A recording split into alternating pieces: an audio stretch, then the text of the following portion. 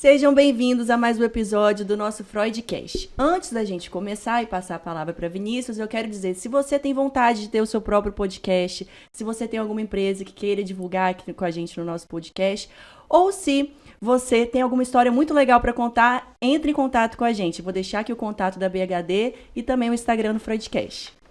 Bom dia, boa tarde, boa noite, independente da hora que você vai assistir a gente. Presta atenção aqui, ó, foco.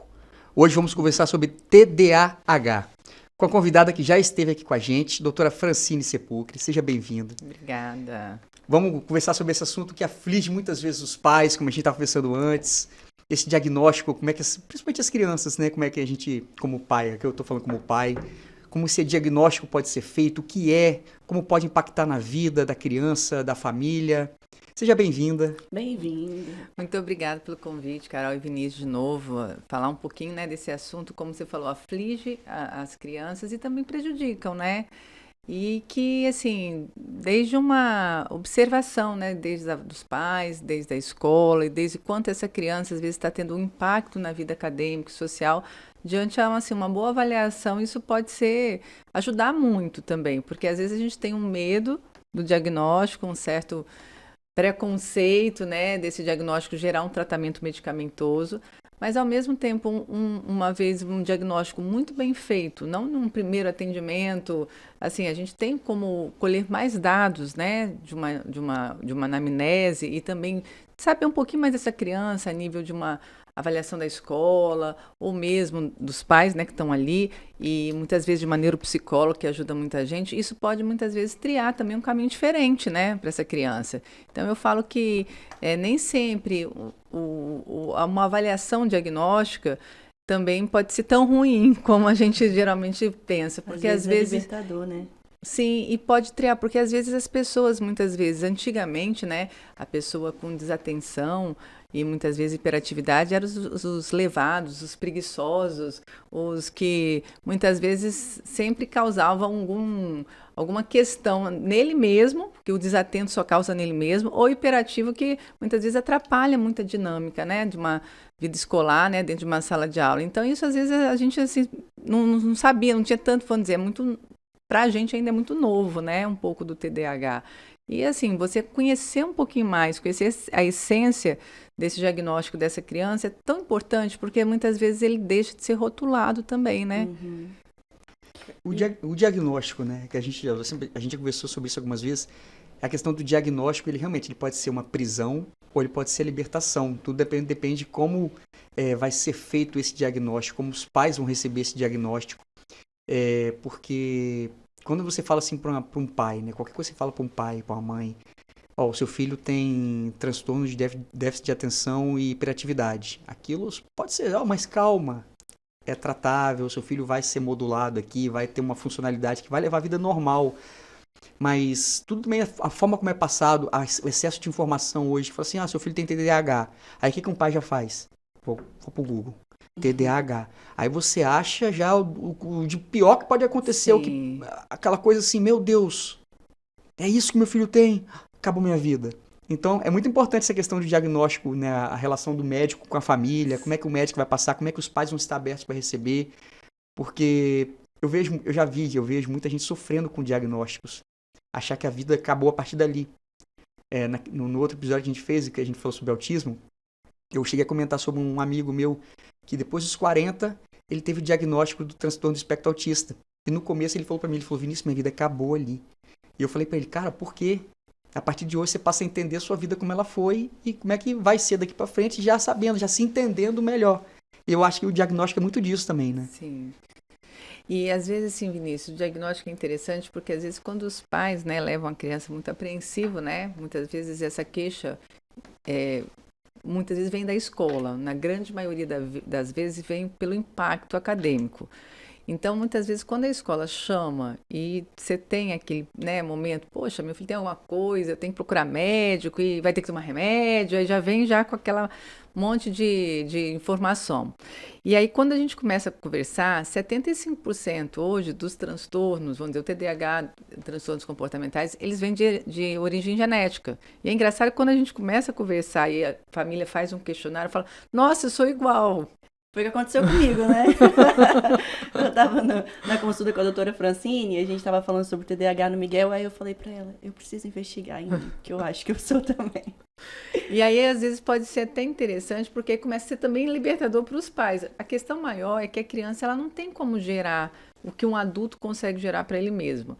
Eu falo muito assim, quando chega lá em Gaia tem aquele momento assim, mas ele presta atenção, senta e vê um filme todinho. Eu falo, olha só, a partir dos 5 anos, a criança tem alguns tipos de atenção que ela tem que dar conta. Antes dos 5 anos, a gente não tem uma formação do córtex pré-frontal que eu consiga ter uma maturidade para isso. Então, assim, após 5 anos, eu tenho que dar conta da atenção seletiva, alternada, dividida, sustentada e concentrada.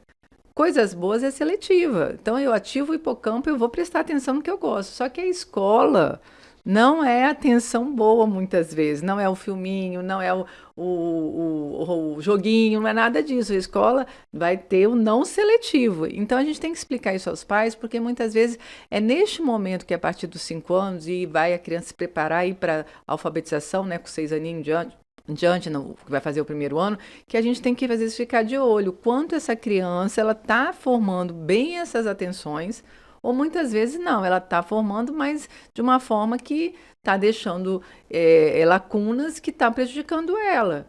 Então, às vezes, assim, antes até de 5 anos é muito difícil, porque a gente não tem ainda os critérios que a gente tem aqui como avaliar. A gente fala que a criança tem um risco, às vezes, principalmente quando é hiperativo, que aí já agita um pouco mais o ambiente. Mas após os 5 anos, a gente tem que começar a observar se essa intensidade do sintoma com essa maturidade de córtex pré-frontal, se a criança está conseguindo gerenciar isso para ela mesma. E se isso, quando ela começar em uma vida acadêmica de alfabetização, se isso vai prejudicá-la ou não, por causa ou de uma hiperatividade, uma impulsividade ou de uma desatenção. Então é engraçado porque quando a gente começa a conversar um pouquinho sobre os tipos de atenção e que isso muitas vezes vem de causa genética, os pais começam também a aceitar um pouco melhor essa informação. Por se identificar, né? Por se identificar ou entender que assim, não é só atenção seletiva, né? E a gente hoje está tendo ainda um problema maior, né? Porque muitas vezes a gente tem 3 a 5% da população infantil, eles vão ter TDAH, tá? E tem 75% dos casos, tem caso na família, tá? O menino é mais do que a menina, então são 4 meninos para uma menina. E o menino é mais fácil de diagnosticar, porque geralmente ele tem um tipo mais hiperativo. E a menina é mais desatento, então ela é muito subdiagnosticada, porque o desatento não prejudica ninguém no ambiente. Ele só é desatento. Ele só se prejudica. Só fica ali no mundo da lua, né? O hiperativo impulsivo, não. Ele já não para quieto na cadeira. Ele levanta para ir no banheiro 10 vezes. Ele interrompe a professora. Então, quando a gente vai conversar com os pais que pode ter o TDAH com apresentação desatenta, com apresentação imperativa e combinado... É possível, então, ter TDA e não o H? É possível, é possível. Então, isso que eu ia perguntar. A gente tem o TDA e o TDAH. A questão da hiperatividade, a gente fala muito sobre a hiperatividade física, que é a criança que é rotulada como levada, inquieta. Mas a gente pouco fala sobre a hiperatividade mental. A hiperatividade mental, ela também entra nesse H do TDAH? Então, geralmente a mental, ele entra assim, porque a pessoa realmente ela não tem quietude só motora. Uhum. Ela tem quietude, ela tá aqui muitas vezes, mas ela tá pensando em 10 coisas ao mesmo tempo, e ela não consegue focar naquilo que é importante. Aí trava. E uma questão assim da hiperatividade, né, são 9 sintomas que a gente tem, também que eu acho importante, Carol, é que ela é 6 sintomas da hiperatividade e 3 da impulsividade. E essas crianças, pessoas impulsivas, muitas vezes elas sofrem muito. E às vezes até falam, não, é ansioso. E é diferente assim, a ansiedade da impulsividade, parece muito. Então são crianças que às vezes tomam atitudes sem pensar, depois se arrepende, fica triste o que fez, mas a impulsividade às vezes acaba muito impactando na parte social da criança também. Então a gente tem a hiperatividade, mas ela vem junto com a impulsividade. Então essa a gente até fala assim, que durante a vida no lifespan, a chance maior é que a hiperatividade e a impulsividade vão diminuindo, e o que permanece mais na vida adulta é a desatenção. Então, o adulto, ele acaba se tornando mais, às vezes, não que não tenha uns hiperativos também, mas ele acaba tendo mais impacto da desatenção na vida adulta. Sim. Na vida adulta, aquela questão não tem aquele adulto hiperativo, sabe? Na vida adulta, é mais aquela questão de... Eu li um termo que um psiquiatra usa chamando de miopia temporal. Que ele fala assim, olha, eu tenho que fazer uma coisa, eu tenho que entregar hoje às 6 horas. Meio-dia. Não, é só 6 horas. Aí 1 hora. Não, calma, eu tenho que fazer, mas é só 6 horas. Aí quando dá 5:30, você fala assim, pô, 6 horas, eu tenho que fazer. Por quê? Porque o tempo se aproximou. De longe ele não vê o tempo passar. Então quando chegou 5:30, tem que fazer. Aí ele faz meia hora e ele fala, pô, era só eu ter feito no começo. Então por quê? Porque ele não consegue meio que focar. Ele tem essa questão da miopia temporal que ele não consegue ver o tempo passar. E o tempo tem que estar na fuça dele aqui. Pra quem tem miopia, igual eu tenho, né? Que no meu álbum de casamento eu saí assim, todas as fotos, minha esposa olha aquele álbum e fala assim, meu Deus, eu com vontade de te matar. Porque você não vê de longe. Então, só quando tá aqui na sua frente que você consegue enxergar aquilo e eu tenho que fazer, eu tenho que agir. E é mais ou menos isso também com criança ou não? Isso daí pra gente no TDA, né, a gente chama procrastinação, né? Procrastinação, exatamente. Então, é aquela criança ou aquele adulto que se procrastina até que a gente fala, às vezes faz a parte mais importante da atividade da tarefa de casa, mas deixa, não tem começo, meio e fim, e deixa a parte mais boba, mais fácil, sem fazer. Vamos botar assim. Então, é aquela coisa, procrastina para tomar banho, procrastina tudo é depois. Não, depois eu faço. Aí, no 45 minutos do segundo tempo, ele fala, agora eu tenho que fazer. Que aí vai muito, a gente também tenta muitas vezes justificar naquele... brasileiro dá sempre um jeitinho. Calma que eu vou dar um jeitinho aqui, no final eu faço. E às vezes está escondendo um TDA, né, uma procrastinação, que você vai essa coisinha de a gente dá um jeitinho no final. Viu? Sim. Fiz e deu certo. Sim. Que é mais ou menos isso, né? E assim, é interessante assim quando você falou isso dentro do adulto, porque assim, o TDAH, ele é neurobiológico, neurobioquímico, né? Então a gente tem a falta de um gene que transporta dopamina, que inclusive isso é a teoria toda do tratamento dele. Mas assim, quando você tem 24 anos, você já tem uma maturidade córtex pré-frontal. E a criança vai amadurecendo. E às vezes a gente trabalha muito com a TCC por isso, terapia comportamental cognitiva. Porque um adulto cria estratégia. Esse daí não criou, miopia temporal não criou, mas você geralmente cria estratégia. Então, vamos dizer, hoje a gente tem que estar aqui. Então, você já escreveu aí, ó, vou estar aqui, daqui a pouco eu tenho compromisso tal, tudo. Você já tem aquilo de estratégico, assim, tem que fazer isso. Uma criança não tem, ela é imatura, ela não tem essa maturidade. Então, o TDAH, ela impacta muito na vida infantil, porque ela está na formação toda de uma personalidade, que a autoestima vem, se tirar nota baixa não é interessante, você ser chamado de preguiçoso, ou não, né, não consegue gerenciar teu tempo, mas está procrastinando, sempre você deixa para depois. E não, quando você começa a entender isso, eu até brinco, eu tenho hoje pacientes que já estão na faculdade, eles falam assim, o tratamento de TDAH é um óculos que eu tive para me enxergar e enxergar melhor tudo que eu estava passando. Entendeu? Porque muitas vezes é muito interessante, porque você consegue, você vê que você não consegue, você não tem maturidade para isso, as pessoas te cobram, e é neurobiológico, neurobioquímico, não é porque você quer. Então, entender que isso, quando é bem diagnosticado, pode ajudar muito, e o adulto, assim, eu falo que o adulto, assim, hoje, ele muitas vezes, ou foi um TDAH que fez o tratamento certinho e criou estratégias de tratamento e não precisa mais de tratamento, ou ele levou muitos esbarros na vida, né, para aguentar chegar onde chegou, e hoje ele se entende, mas fala, eu também criei minha estratégia, eu não preciso de tratamento, entendeu? Mas um adulto consegue fazer isso, que eu falo, uma criança a gente não tem, é um cérebro imaturo, que ainda não tem como gerar isso para ela mesma. Eu lembro que na época de escola, eu via meus amigos aprendendo, assim, só de assistir a aula, já saía sabendo a matéria, né? Eu tinha que prestar atenção, aí depois eu tinha que chegar em casa, ler o livro, não só ler, eu tinha que fazer o resumo, depois, se precisar gravar mais, eu escrevia tudo de novo e depois ficar falando em voz alta até entrar aquilo na minha cabeça. O esforço, né, que você demandava. E aí eu fui criando essas estratégias. Mas aí o meu tempo de estudo demorava 1000 vezes mais do que de outra pessoa. Você estudava pensando em outras coisas, né? Você estava na escola, mas pensava que ia fazer depois, pensava que não parava quieta. Mas para os pais, assim, uma criança diagnosticada TDAH, é tratamento medicamentoso, também com comportamento, você falou TCC, como é que é, assim, para um pai que ouve, seu filho tem TDAH? Qual a primeira coisa que ele deve pensar? Calma, vou tratar meu filho vai ter qualidade de vida melhor do que ele teria se ele não tivesse sido diagnosticado. Geralmente, né, Vinícius, eu falo muito isso, ninguém procura um médico sem prejuízo. Ou não enxerga esse prejuízo porque está sendo apontado pela escola, na grande maioria, ou realmente vê aquele prejuízo, se incomoda até alguém futucar e falar, olha, você precisa lá levar. Então, assim, primeiro ponto, a gente tem que fazer, a gente tem além do, assim, o TDAH não mudou nada de diagnóstico, assim, nos últimos anos, né?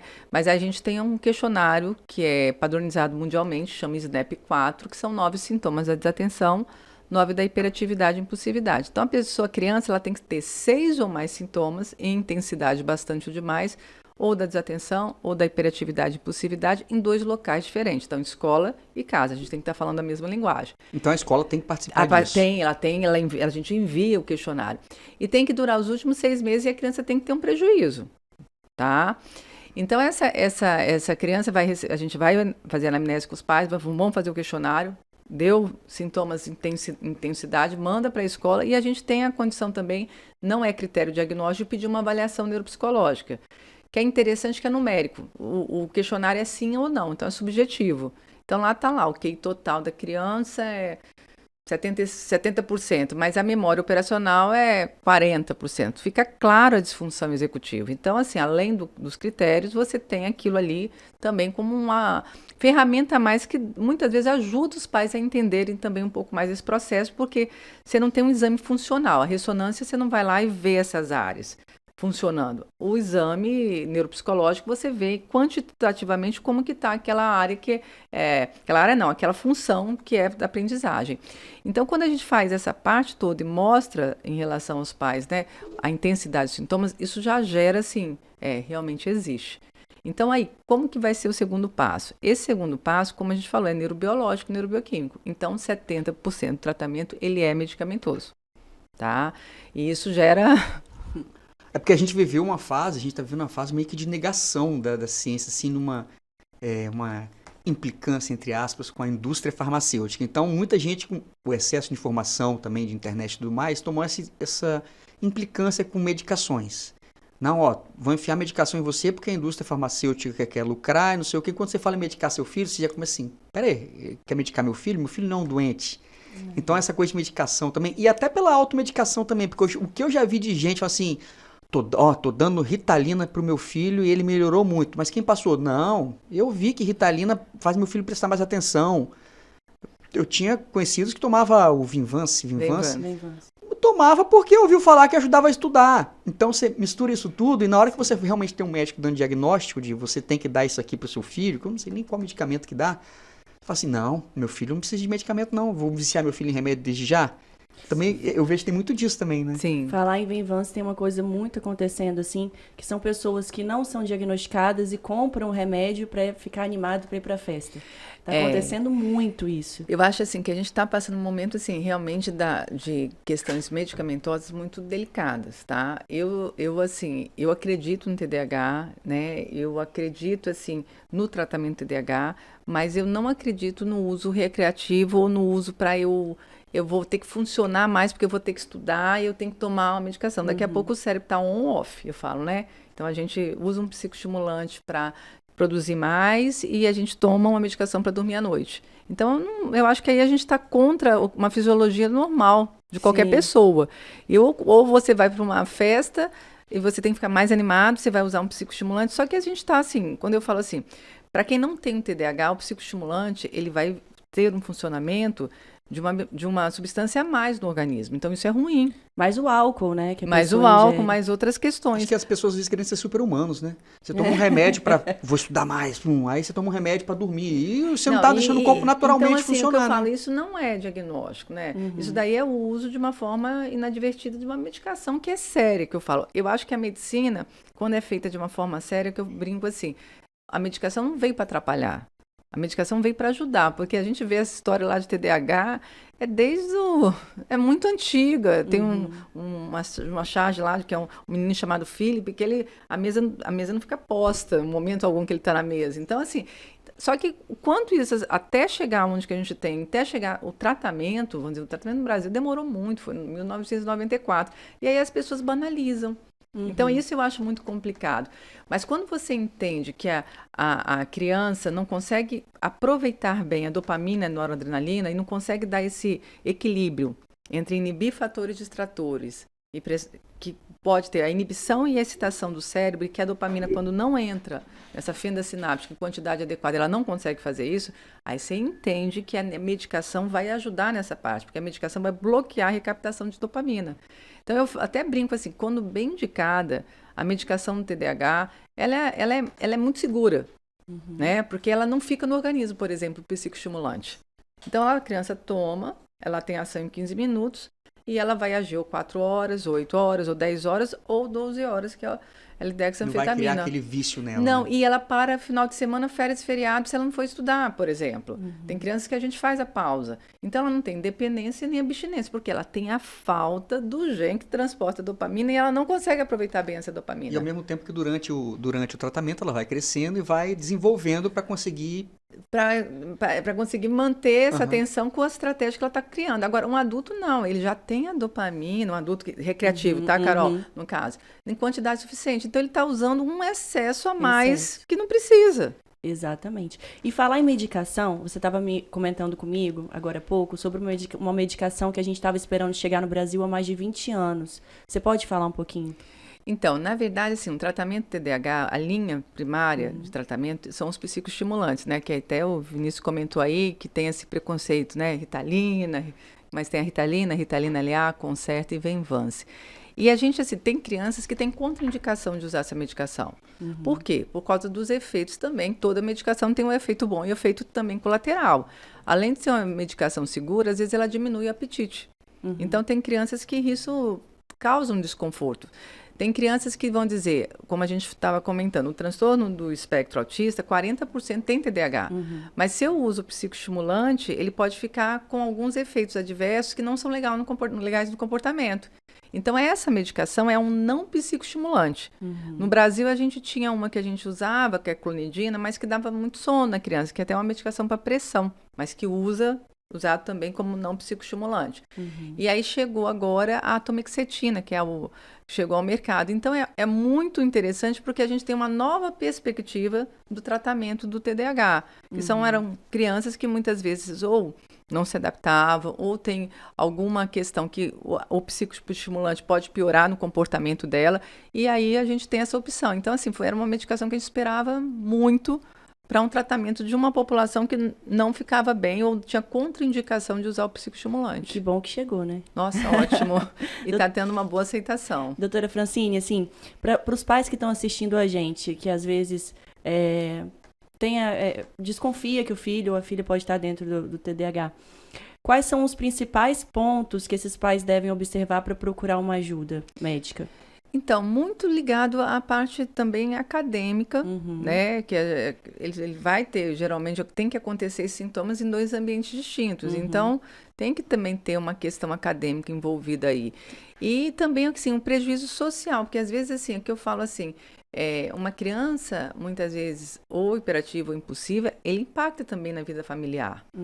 Então, vamos dizer, aquela criança que está o tempo todo naquele meio, não é que a gente quer que às vezes fala, as escolas e as famílias querem crianças, né, que sejam muito educados. Não, criança é criança, tem que ser criança, mas você vê que aquilo ali é um pouco mais intenso. Então, às vezes, é aquela criança que exaure realmente os pais, vamos dizer, por mais atividades que faz, ou aquela criança impulsiva que está sempre implicando, está sempre chutando alguma coisa, ou aquele desatento que vai tomar banho, esquece da hora, esquece a carteirinha da escola, né? Começa a ver assim, não tem impacto na escola, mas a família está o tempo todo ali para tá gerenciando ou ele dentro do tempo dele, ou ele dentro dos pertences dele, muitas vezes, né? Porque é aquela criança que realmente, se não tem uma memória operacional, que eu falo, que é uma mãe que está lá o tempo. Menino, faz isso, menino, não dá certo. E a mãe, às vezes, fica exaurida por isso, né? Porque ele funciona, mas é a mãe ali por trás o tempo todo. É um conjunto, né? Não é só assim também olhar e falar assim, meu filho estava desatento hoje, tem TDAH. Sim. Meu filho estava... E realmente, isso geralmente, isso das mães, né? Sempre cai muito no colo das mães, né? Então, a mãe é mais ou menos como se fosse o cérebro dela ajustando aquela criancinha o tempo todo. Isso, para uma mãe, deve ser muito pesado. O tempo todo, e quando tem um filho, 2 filhos, você já vê se esse tem, esse aqui também vai ter. Porque você falou, tem muita coisa genética, né? E não necessariamente porque um tem, o outro vai ter também. E se os dois tiverem com comportamentos completamente diferentes, também tem que prestar atenção nisso, né? Porque, não, meu filho era assim, esse aqui tem, esse aqui completamente diferente, não tem não. Não é uma coisa meio padronizada assim de isso aqui não é. É um conjunto de situações, não é? Sim. E 75% tem história genética, mas não é se pai e mãe, não. Pode ser parente até de segundo grau. Então, às vezes, numa família, você não vai ter. Pode ter, mas você também não vai ter todo mundo. Agora, assim, a mãe, ela acaba tendo um papel muito importante, porque até, às vezes, o diagnóstico, se ela não for muito organizada, gerenciando toda essa criança, e muitas vezes dando estratégia para essa criança realmente vai ter um impacto muito maior. Então, até, às vezes, chegar ao diagnóstico, ou até mesmo diante ao diagnóstico, a criança ainda não vai estar... A medicação melhora o comportamento naquele momento. Então, não é 100% do time, não é full time que a criança está com a ação medicamentosa. Até o atento é um pouco diferente. O atento ele é mais o tempo todo, porque ele não faz pausa durante o mecanismo de ação dele, não é inibir a recaptação da dopamina, é diferente. Então, ele é todos os dias. Então, assim, às vezes essa mãe, ela vai continuar fazendo essa função, mas às vezes essa criança vai também criando um pouco mais autonomia, o que é muito importante. E a criança começa a perceber nessa autonomia como funciona um pouco melhor as situações. Mas eu até brinco assim, Vinícius, que às vezes o tratamento não está dando certo, a gente está lá, poxa, mas será que a escolha da medicação não está legal? Por que essa criança não está melhorando? E aí, às vezes, a gente começa a observar que quando a mãe tem um diagnóstico da desatenção e não é essa memória operacional, é muito complicado, porque ao invés de ela organizar essa criança, às vezes ela desorganiza também. Então eu brinco que os pais sempre têm sempre uma missão muito importante, até se eles muitas vezes têm um diagnóstico, quanto isso impacta muitas vezes na criança também. Então a mãe acaba tendo essa função até dessa memória operacional por muito tempo dessa criança, só que quando tratada menos, né? Sim, sim. E as escolas? Assim, a senhora atende muita criança, muito adolescente. Como as escolas, por exemplo, a senhora falou sobre um questionário que a escola tem que responder e tudo mais, mas a gente já conversou sobre isso, por exemplo, com o autismo, que tinha muita escola que não estava preparada para aquilo. Quando falava sobre o assistente, por exemplo, que tem direito de acompanhar, muita escola negava porque não aceitava, com essa questão de ajudar o médico no diagnóstico. As escolas recebem bem isso? Tem algum empecilho? Não, isso não é a nossa função. Como é que está hoje em dia isso aqui? Não, eu acho que as escolas, na parte do TDAH, eu acho que já é um pouco diferente. Até porque o tratamento medicamentoso, Vinícius, já gera muito de um tratamento eficaz, tá? Não é só terapêutico quando é o autismo, a gente tem muito... É o contrário. A gente não é tão medicamentoso, a gente é muito mais o tratamento terapêutico, né? Então, a escola, geralmente, eu vejo assim, que ela até tem muito dedos atualmente de apontar isso para a família, porque realmente uma situação. Então, às vezes, eles até esperam um pouquinho mais para começar a apontar, mostrar o prejuízo para os pais e pedir essa avaliação. Eles não, são super parceiros, eles fazem questionários, eles enviam questionário. Geralmente, a gente pede todos os professores e muitas vezes, quando você precisa de mais dados, eles dão. Com o TDAH, eu acho que as escolas são mais parceiros até. Porque, assim, é mais fácil, vamos botar assim, a adaptação e a inclusão, tá? E o MEC também, ele tem uma exigência das escolas. Então, isso é muito mais fácil, porque um aluno com TDAH, ele tem direito de sentar nas primeiras cadeiras, maior tempo de prova.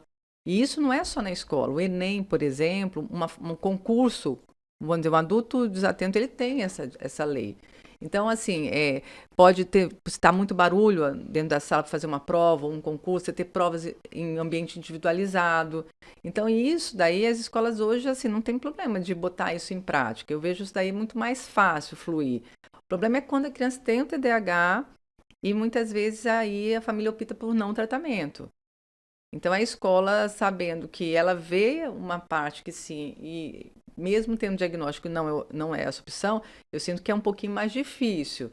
Porque aí, assim, é uma opção, é o que eu falo, é uma opção da família do não tratamento, mas vai haver um impacto maior que a escola não vai conseguir, muitas vezes, auxiliar tanto essa criança. Mas existe, assim, eu acho que a escola é muito mais receptiva do que a inclusão do espectro autista, como você está falando. E a questão do diagnóstico? O diagnóstico, ele é dado por psiquiatras, pode também ser por psicólogos ou qualquer outro tipo de médico, porque eu falo isso com assim, a realidade uma coisa é você pegar crianças de uma classe média alta, classe média que está em escola particular. Vamos para a realidade do SUS, por exemplo. Uma criança de escola pública que é hiperativa, todo mundo vê que ela é hiperativa, mas ela vai para o médico do postinho, ela vai para a unidade de saúde. Como que esse diagnóstico funciona, por exemplo, nessa realidade? É um médico que atende e fala, seu filho é hiperativo? Não, seu filho é só levado. Como é que funciona isso na área pública? Assim, Então, sabe? eu trabalho na PAI de Vitória, né? Então, a gente tem muito, assim, a gente tem esse acesso, além de a PAI ser mais referência de tratamento interdisciplinar, mas a gente tem esse acesso também. Geralmente, sempre vai vir com um relatório da escola. Então, assim, a professora mandou procurar você, doutora, mas aqui, ó, tá aqui, porque a escola já apontou e já fez um relatório. Então, isso facilita muito a gente. E quando não, geralmente a gente pede. E vamos dizer, quem faz mais diagnóstico, geralmente é neuropediatra ou psiquiatra. Mas hoje os pediatras já têm muita noção disso, de quando existe não tratar. Mas assim, eu já vou pedir um relatório ou já vou fazer alguma questão e encaminho para o neuropediatra do sistema, né? Então eu vejo assim, pode ser que demore mais esse acesso, mas existe também um tratamento. E aqui no Espírito Santo a gente tem uma coisa muito interessante, a gente tem um tratamento, a opção dos curtação, que uma criança menor, ok, dá super certo, até bom porque dura menos tempo no organismo, a criança às vezes se alimenta melhor quando termina o efeito, mas os de longação, que vão dizer, uma criança no ensino fundamental não dura só 4 horas a aula. E aqui do Espírito Santo a gente tem a farmácia cidadã, ela fornece a medicação de longação, que é um custo elevado, entendeu? Então, assim, eu não vejo, assim, hoje, assim, um tratamento TDAH, eu acho que, assim, pode demorar um pouco mais o acesso a ele chegar, mas quando chega, não vejo dificuldade, tá? Eu acho que pode ser assim, para conseguir marcar um neuropediatra hoje pelo SUS demora, é uma fila grande, mas, assim, já chega muitas vezes já com um encaminhamento de escola, chega com o relatório da escola, chega já bem adiantado. E esse tratamento, ele medicamentoso, ele vem por um prazo, por exemplo, vão dar aqui para essa criança dessa rede pública aqui que ela tem que tomar esse medicamento de longa duração. A farmácia cidadã, ele dá de graça para essa família que não tem condições de pagar. Sim, e dá assim por tempo determinado. Por tempo determinado. Então, às vezes chega um paciente e fala assim para mim, quanto tempo que você quer meu tratamento, doutora? Né, os pais, né? Fala, é crônico. Por quê? A gente sabe muito que muitas vezes nesse lifespan que vai permanecer a desatenção. E quantos adultos a gente conhece que fizeram aí 3 faculdades e não terminaram nenhuma? Então, o impacto da vida, é o que eu falei, o cérebro tem uma maturidade, córtex pré-frontal, com 24 anos. Então, vamos dizer, os critérios diagnósticos, o início dos sintomas é de 5 a 12 anos de idade. Então, uma pessoa pode ser diagnosticada no 6º ano, por exemplo. Passou aí a Fundamental 1, ia dando, vamos dizer, mais desatento, dando certo. Chegou no Fundamental 2, 6º ano, tem aquela queda do desempenho. Não, é um rito de passagem. Foi porque foi Fundamental 2. Não, é um desatento, muitas vezes a gente faz. Só que aí começa o tratamento, daqui a pouco vem 9º ano. Química e física. É hora de parar o tratamento? Não. Aí vem ensino médio. É hora de parar o tratamento. Está começando a ter uma percepção dessa desatenção. Aí vem Enem. Ninguém quer parar um tratamento, preste a um Enem também, mesmo tendo já. Aí entra na faculdade. Aí os 2 primeiros anos de faculdade, eu não sei de vocês, né? Mas a medicina, então, é bem cruel, né? É bem estudo e tudo. É aquele momento que você ou você vai desistir porque você realmente não gosta, ou você vai desistir diante o quê? O que o desatento faz? Diante a primeira adversidade, ele desiste. Ele não tem começo, meio e fim. Então, ele troca de curso. Mas não é porque não gosta. É porque realmente ele desistiu, o tratamento foi interrompido antes do tempo. Então, às vezes eu até brinco, até permanecer os 2 anos na faculdade é uma estimativa do nosso tratamento. Pode ser antes ou pode ser depois, mas a gente tem um tratamento que é crônico. Então, isso impacta também quando a gente fala sobre isso para os pais, porque, poxa, meu filho vai começar um tratamento com 6 anos e vai parar só aos 20, 21. Então, mas a gente explica, cada situação é uma situação. Sim, e uma das características do TDAH nos adultos é a pessoa ter uma tendência a ter compulsões, seja por comida, drogas, né, compras. Por que isso acontece, assim, quimicamente falando, tem uma explicação? Sim, entra o sistema de recompensa dopaminérgica, né, Carol? Então, assim, é muito difícil a gente pensar, eu falo em córtex pré-frontal, pensando somente no transtorno. Primeiro, transtorno não é doença. Por mais que a gente medique, a gente tem que deixar isso claro. É um transtorno. Ela impacta na vida da pessoa, mas a pessoa não é um doente por aquilo. Ela tem um impacto. Então, assim, esses transtornos, se não bem tratados, eles vão trazendo, eu falo que vai como uma mochilinha, vai trazendo outros. Só vai enchendo essa mochilinha. Então, vamos dizer, é comum TDAH ter 40% TOD, ter ansiedade, ter muitas vezes tiques, transtorno obsessivo compulsivo, compulsões, e tem mais propensão ao abuso de substância. E principalmente se não tratado, porque esse sistema de recompensa não é tratado de forma adequada e a criança começa também a não ir num caminho legal, porque assim, querendo ou não, hoje ninguém chega em casa com um boletim e fala, nossa, tô cheio de nota ruim, tá ótimo. Não, não tá. Então a criança é cobrada com isso. E a autoestima e a personalidade dessa criança está neste momento sendo formado. Onde tem a questão do ensino, a questão de notas, eles, por mais que a gente não ache que seja só isso, tem um impacto muito na vida de uma criança. Qual criança que não gosta de chegar em casa e falar, pai, tirei 10, né? E outro chegar e falar, nossa, estudei tanto, pai, mas eu não consegui tirar a média. Então, isso tem um impacto muito grande. Então, essa criança, ela acaba muitas vezes, olha, eu não sou boa naquilo. Nesse meiozinho aqui, eu não sou tão bem evidenciada. Existe outro meio que vai me acolher melhor? Então, a gente estava até comentando, assim, antes de falar sobre infratores, né? Eu até brinco, às vezes, quantos desses, muitas vezes, são TDAHs não tratados?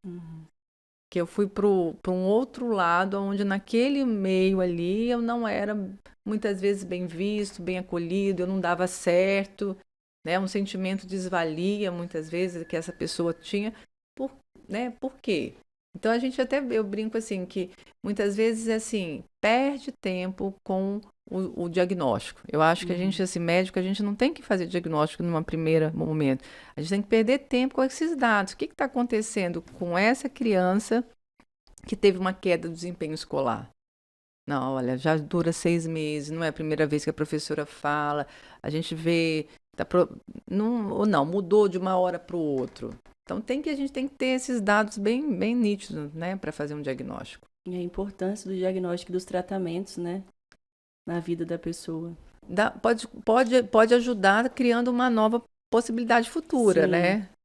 E essas compulsões, só para ver se eu entendi certinho assim, o problema do TDA é que ele não consegue segurar a dopamina por muito tempo, não é isso? Na verdade, ele não consegue colocar a dopamina na fenda sináptica na hora do momento que ela precisa ser utilizada. E quando você tem, por exemplo, um adulto que criou essa compulsão por drogas ou por comida ou por uma coisa, aquela recompensa ela dá uma explosão de dopamina e ela vai se sentir melhor realmente. Nossa! Vai sentir, agora eu tô bem. Então, a bebida me faz bem, a droga me faz bem, o chocolate me faz bem, que são as recompensas que você tem, mas que passa rapidinho. E depois você tem que fazer de novo. E aí, imagine, você não tratando TDAH, você tendo um prejuízo acadêmico social, e isso acontecendo. É muito melhor, né? Sem dúvida. Então, aí a tendência dessa compulsão, ela muitas vezes, ela se permanecer e ser mais difícil tratar porque ela tem um diagnóstico prévio não tratado. E essa compulsão também pode acontecer em crianças? A gente vê muita questão de compulsão alimentar hoje. Assim, tem, e quando tem a ansiedade como comorbidade, vem a compulsão por compra também, né? Então a gente tem também. E hoje é a compulsão por jogos, né?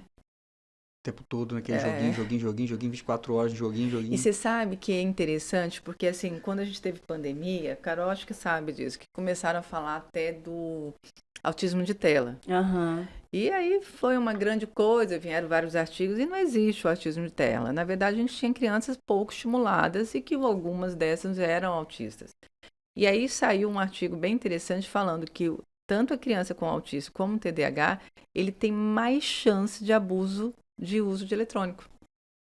Então a gente fala dessa questão, porque ali, muitas vezes, eles desenvolvem melhores habilidades do que outros. Eu não divido, vamos dizer, uma criança com um espectro autista, ali, ele é ele com ele não precisa conversar, ele não precisa social, ele precisa ter um sistema que ele se comunica ali, que dá certo, sem ter tanta demanda.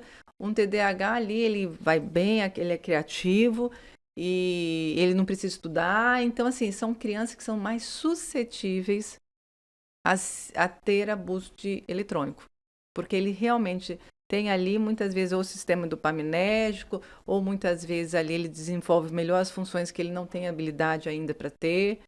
Então, assim, tem que ter até cuidado, porque a gente, às vezes, está deixando de tratar um transtorno que tem maior chance de vício de eletrônico. Sim. E muitas vezes, em criança, principalmente adolescente, né, que mexe com a parte da autoestima, um adolescente, por exemplo, que está na escola ele só se dá mal, e vai para, sei lá, fazer um esporte onde ele não precisa, ali ele é o melhor, ou na área do jogo, isso vai mexer com a autoestima também. E a criança não sabe essa coisa de, às vezes, vou falar um palavrão aqui, legal, foda-se pro que o outro acha. Sim. Ele tá muito importado com que, meu amiguinho falou isso, a minha amiguinha falou aquilo. Sim. E essa explosão de dopamina vai falar assim, se aqui eu sou bom, aqui eu vou. Que aí, um pouquinho também, pode até ter um hiperfoco ali naquilo, porque ali ele se sente bem. Mas você falou do esporte, a gente até fez semana passada, né, que eu estava falando que a gente está umas 2 semanas falando muito de TDAH, a ginasta, né, como que é? Simone Biles, ela é TDAH.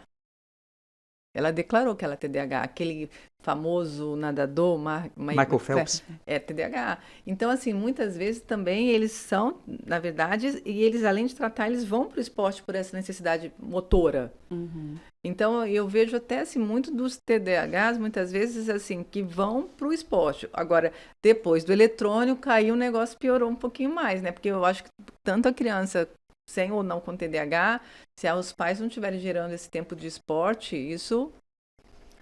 Você falou agora da Simone, dela ter TDAH. Teve uma situação que eu achei engraçada, assim, a Rebeca Andrade, né, que representa o Brasil, o repórter virou pra ela e perguntou bem assim, e Rebeca, como é que é? Como você se sente quando tá esperando ali a sua vez e tal? Aí ela, eu tava viajando na maionese, eu tava pensando nas receitas do Instagram que eu salvei e ainda não fiz e tal. Falei, gente... Não, eu vi também uma repórter, foi acho que domingo, uma questão de uma entrevista dela, ela falando também uma coisa bem legal, assim, que aí eu não sei só é da desatenção, que ela faz um tratamento, um acompanhamento psicológico, assim, mas muito, muito, assim, bem acompanhado. Eu falo, gente, como isso é importante, né? Porque, assim, às vezes pode ser uma desatenção, mas também como que ela pode também estar criando essas estratégias. Então, eu estou diante ao pior momento da minha vida de estresse, mas eu vou pensar em uma coisa estrategicamente que não tem... Me dá um prazer. Gente, entendeu? Eu achei muito engraçada. Ela estava ali disputando a medalha olímpica, pensando na receita do Instagram. Eu falei, gente... E às vezes o diagnóstico não vem na fase infantil assim, mas quando você entra com... um adolescente com TDAH ali que foi pro esporte porque no esporte ele se sentiu bem e acabou virando a vida dele e virou um esporte de alto rendimento. O esporte de alto rendimento geralmente, de regra, vem vinculado a acompanhamento psicológico, a tudo isso que também vai, como a senhora falou, não é só medicamentoso, é medicamentoso e terapêutico, Sim. Né? E você vai, com aquele tratamento terapêutico por ser esporte de alto rendimento, às vezes se descobrir, criar métodos, metodologias para você ali realmente focar naquilo e ser bom, né? A importância da terapia na vida da pessoa, né? Porque tem gente que fala assim, eu não preciso não, né? Meu terapeuta é Jesus, ok. Nada contra a sua religiosidade, né? Mas não confundir as coisas, né? Porque a terapia pode trazer grandes resultados, vai trazer grandes resultados para quem tem TDAH, para quem é esportista de alto rendimento, de tudo isso, não só medicamento, né?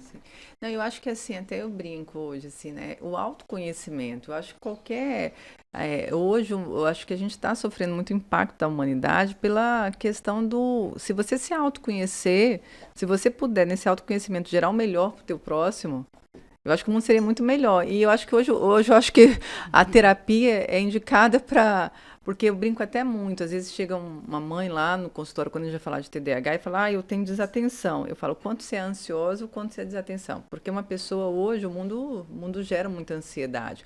Uma pessoa ansiosa, ela não consegue se focar. ela tem que resolver 10 coisas que ela tem uma demanda também, muitas vezes, e não é procrastinação, mas ela, para dar conta de tudo, ela acaba perdendo um pouco o foco. E que eu acho que é até muito difícil, às vezes, o diagnóstico na vida adulta. Porque, assim, ou a criança, ou o adulto tinha esses sintomas bem claros na vida infantil, ou começou na vida adulta, inclusive é uma questão que está sendo muito estudada, isso, se poderia começar na vida adulta. Então, assim, eu vejo que hoje esse processo terapêutico para as crianças, muitas vezes, e vinculado aos pais, nossa, é muito importante. E até a velocidade, realmente a velocidade que o mundo, que tudo está demandando, né? E as pessoas estão confundindo ansiedade.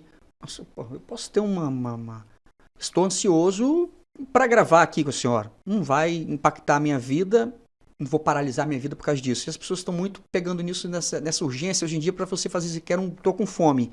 Faz um miojo. Não, 3 minutos, vai demorar muito. Então, as pessoas estão confundindo muito isso também, né? Tipo assim, a ansiedade com tô sem tempo para nada. Peraí, tá sem tempo para nada, mas fica 3 horas olhando o Reels do Instagram, os shorts do YouTube. Quando você vai ver, você perdeu 3 horas. Aí chega no final do dia, você fala, tô sem tempo para nada. Aí a gente está confundindo muito isso também, a velocidade do dia a dia, o que isso está impactando a nossa vida.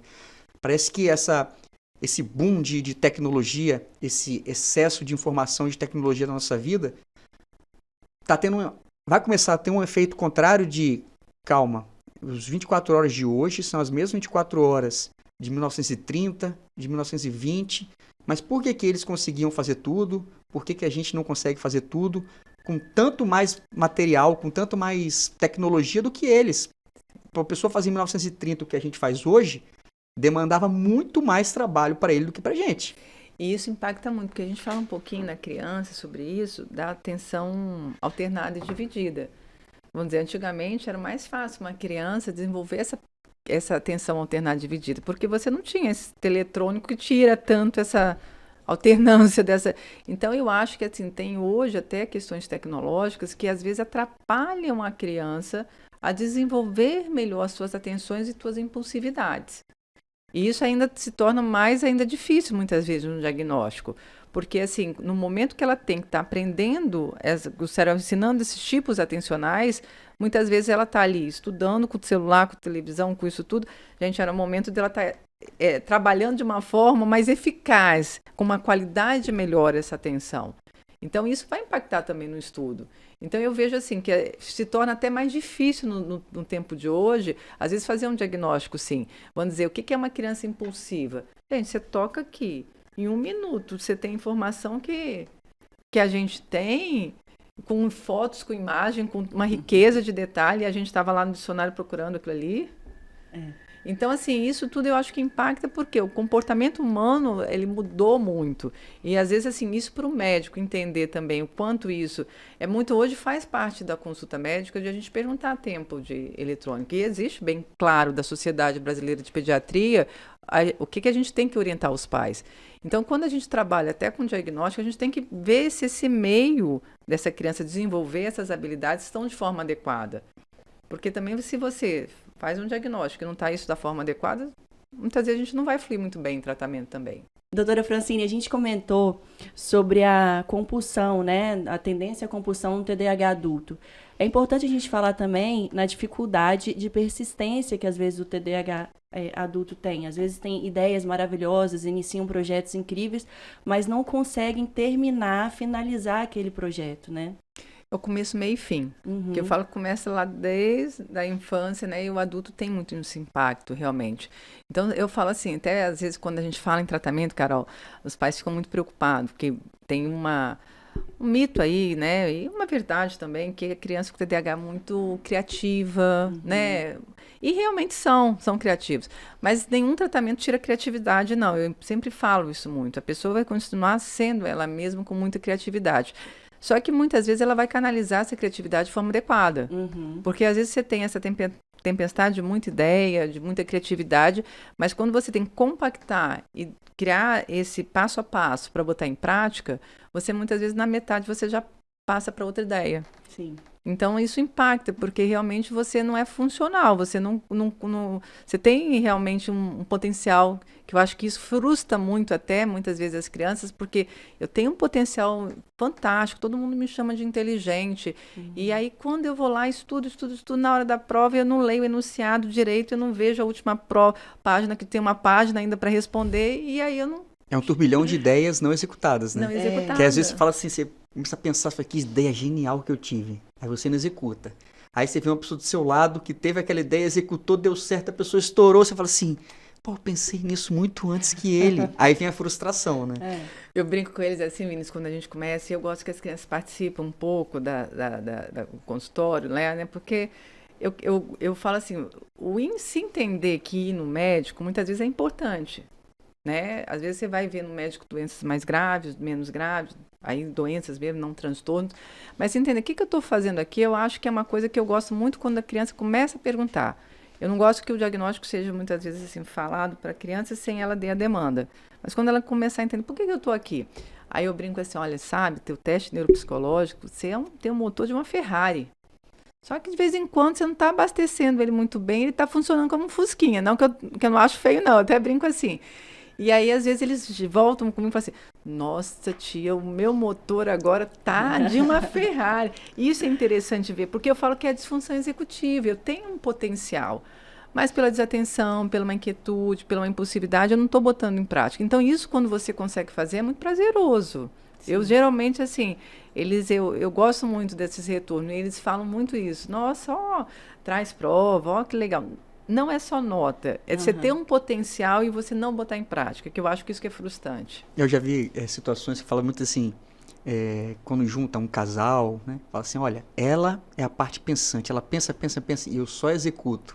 E muitas vezes é isso, né? Se você tivesse um executor sempre ao seu lado para botar tudo em prática do que você está pensando, não vai precisar de um executor não, vai precisar de vários, que é uma explosão de pensamentos. Você está pensando, você começa a fazer e nunca termina. Sim. Isso para criança, principalmente, o adulto que já sabe se resolver muitas vezes, né? Muitas vezes também não.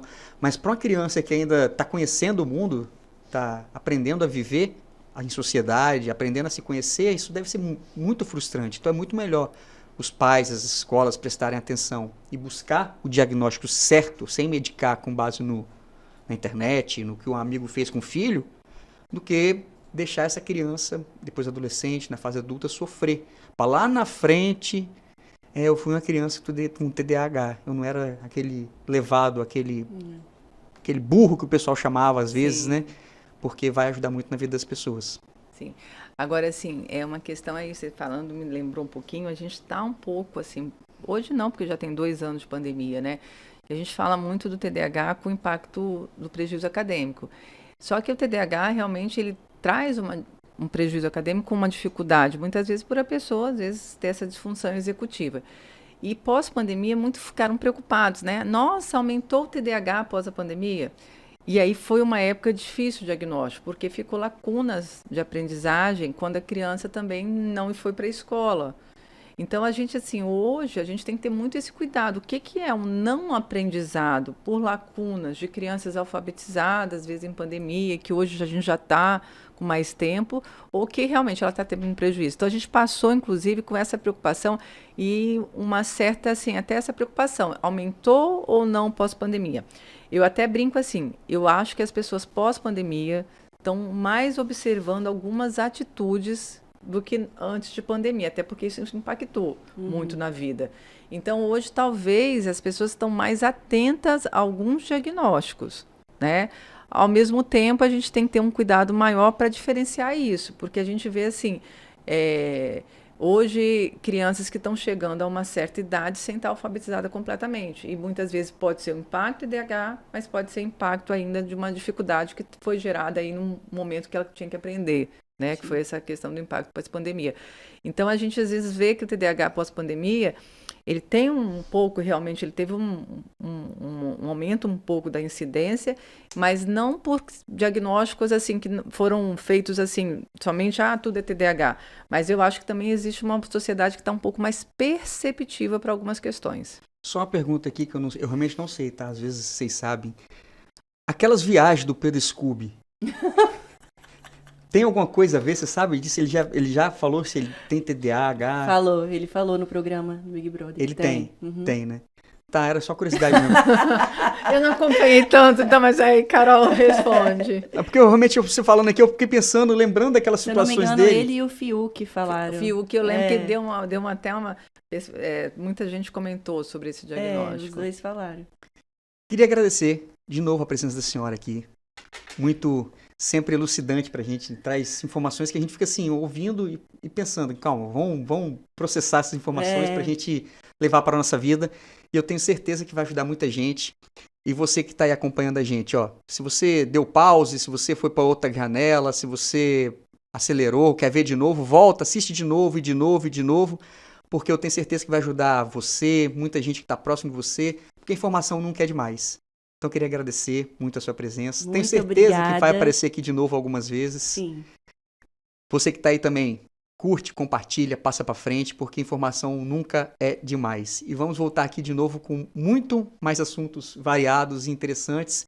Se quer indicar coisas para a gente, pode indicar histórias bonitas. Estamos abertos a oportunidade de conhecer histórias. Valeu, gente! Brigadão. Mais uma vez, Carol e Vinícius, é sempre um bate-papo, assim, que flui, muito Muito gostoso, muito bom. Obrigada aí pela oportunidade. Esperamos que vocês tenham gostado e até o próximo episódio. Valeu!